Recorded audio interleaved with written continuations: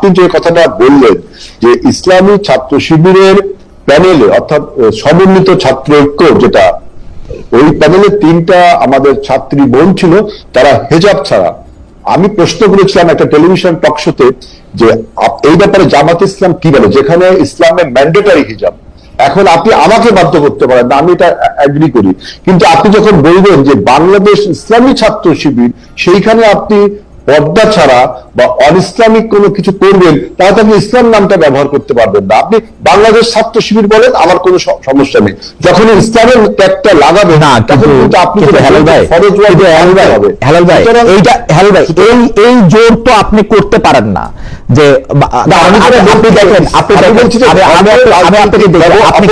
আপনি কি না, এটা আপনি বলতে পারেন না। কেন?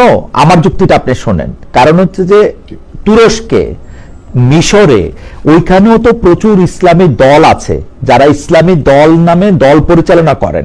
তো এখন তারা কিরকম পোশাককে পরবেন, কিভাবে তারা তাদের আন্দোলন ক্যাম্পেইন পরিচালনা করবেন, তারা এটা ঠিক করেন। অ্যাডভোকেট শিশির মনির এই যে অ্যাডাপশন, প্রয়োজনে যে অ্যাডাপশনের কথা, সেই অ্যাডাপশনের কথা বলেছেন, এটা কি আসলে খুব ভুল বলেছেন? ইসলাম পারমিট করে? ইসলাম কি মডেল? ভাই, ইসলাম তো ইসলাম তো নিজস্ব মডেল আছে। না না, ইসলামের নানা রকম মডেল আছে কিন্তু হেলাল ভাই। আমি কখনো এগ্রি করি না। ইসলাম বিবর্তনশীল, ইসলাম পরিবর্তনশীল। আপনি তুরস্ককে ফলো করবেন, মিশরকে ফলো করবেন, ডাজ নট মিন যে ইসলামকে ফলো করলেন। অতএব এই যে কথাটা বললেন, এই কথাটা আমি মনে করি যে ইসলামের যে ধর্মের যে রাজনৈতিক অপব্যবহার, সেই অপব্যবহারটা জামাতে ইসলাম বলছে।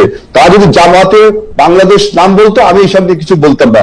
যখনই আপনি ইসলাম ব্যবহার করবেন, তখন ফরজ ওয়াজিব এগুলো আপনাকে কঠোরভাবে মেনে চলতে হবে, অথচ আপনার দলে। আপনি আমাকে বাধ্য করতে আমি বলছি না।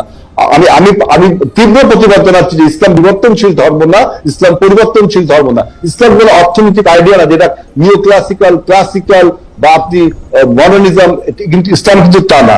আর একটা বলছে যে দেখেন, আপনি ছাত্র সংসদ নির্বাচনে যে অর্থের প্রভাব খাটিয়েছেন তা আপনি স্বীকার করলেন, তাহলে আবার আপনি কিভাবে বলেন যে আগামী জাতীয় নির্বাচনে বা আমাদের যে কোনো জাতীয় নির্বাচনে জামাতে ইসলামের যে অর্থের প্রভাব এবং সে অর্থের উৎসর সন্ধান কিন্তু বাংলাদেশের মানুষ তাহলে জানতে চায় যে আপনি যে একটা উনি তো অর্থের ব্যবহারটা স্বাগত জানালেন। আপনি চিঠি দেন, উনি জানাই দিবে তো।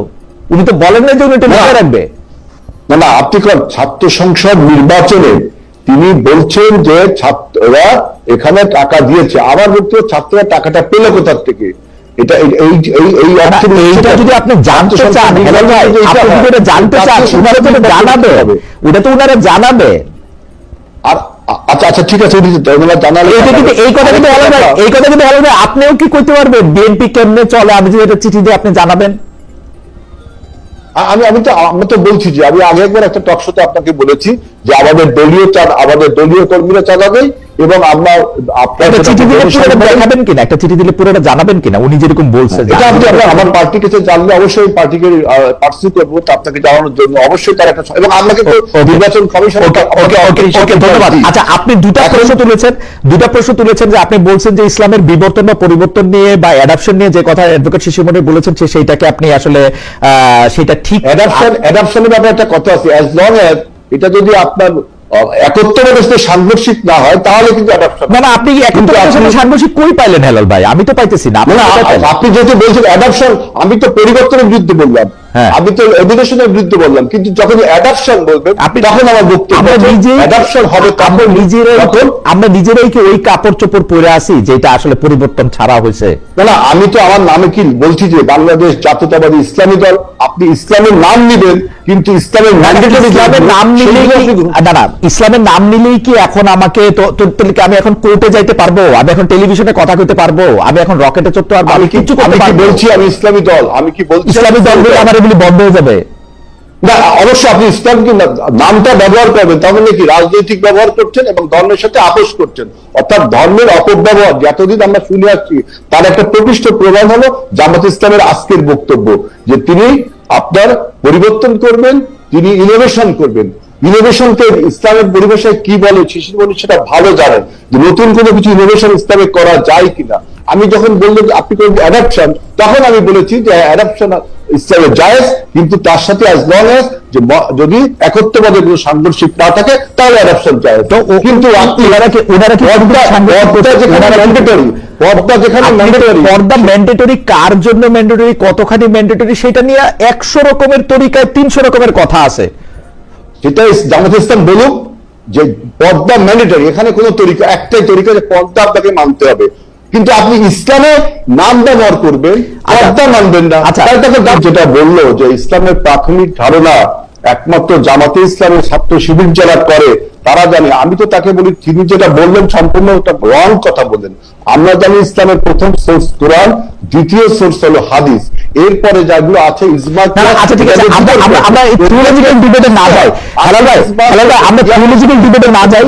থিওলজিক্যাল ডিবেট করলে আমরা সারা কিছু মনে করেন যে না খালিদ ভাই আমাকে বলতে দিতে হবে, উনি যে কথাটা বললো যে ইসলামের প্রাথমিক ধারণা আমাদের মধ্যে নেই, এইটা প্রমাণ করতে হবে যে তিনি কোথায় পেলেন যে ইজমা কিয়াস মানতে আমরা বাধ্য, তিনি কোথায় পেলেন ইস্তেহাদ মানতে আমরা বাধ্য, ইস্তেহাদ এবং কিয়াসের মধ্যে পার্থক্যটা কোথায় আমি সেটা জানছি।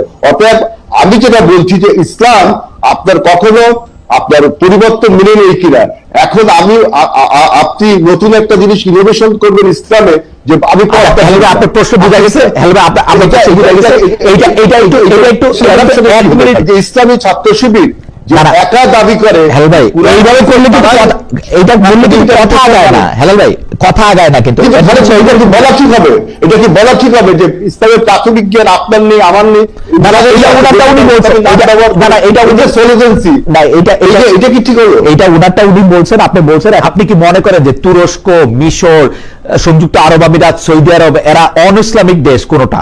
এরা চারটার মডেল অফ ইসলাম না, না মডেল অফ, তারা সবাই ইসলাম, আমি সেটাই বলতেছি, তারা সবাই তারা তো মালয়েশিয়া ইসলামের মডেল, ইসলামের মডেল রাসূলুল্লাহ সাল্লাল্লাহু আলাইহি ওয়াসাল্লাম ইসলামের মডেল। আমাদের একমাত্র সোর্স কুরআন এবং হাদিস। এইটা আপনি তুরস্ক, রাশিয়া, আফগানিস্তান বা ইরাক এগুলোকে তো মডেল বলতে পারেন না ইসলামের। এটা কি শিশুমণি মানে? এটা কি ইসলামের মডেল? ইসলামের মডেল একটাই, ইসলামের মডেল একটাই। কিন্তু হেলাল ভাই শিশুমণির বাংলাদেশের কোনটা? তাহলে আপনি বলেন এই পৃথিবীতে ইসলামের মডেল কোনটা বলেন? একমাত্র রাসূলুল্লাহ সাল্লাল্লাহু আলাইহি ওয়াসাল্লাম, একমাত্র রাসূল। এখন কোনটা? তাহলে একটাই মডেল। এখন পৃথিবীতে ইসলাম নাই। এখন ইসলাম যে মডেল দেখাই দিয়েছেন আমাদের সেটাই এখন কোথায় আছে? এখন কোথায় আছে সেটা বলেন। এখন কোথায় আছে মানে এই মুহূর্তে কোথায় চলতেছে সেই মডেলে? এই মুহূর্তে পৃথিবীর কোথাও চলছে, যদি আমার চোখে পড়ে তাই বলবো। আমার মনে হয় না যে ইসলামিক মডেল একমাত্র এই পৃথিবীতে কোথাও ইসলামের মডেল চলতেছে না। হয়তো অনেকটা চলতে পারে, কিন্তু আমার চোখে এখনো পড়ছে কিনা আমি জানি না। কিন্তু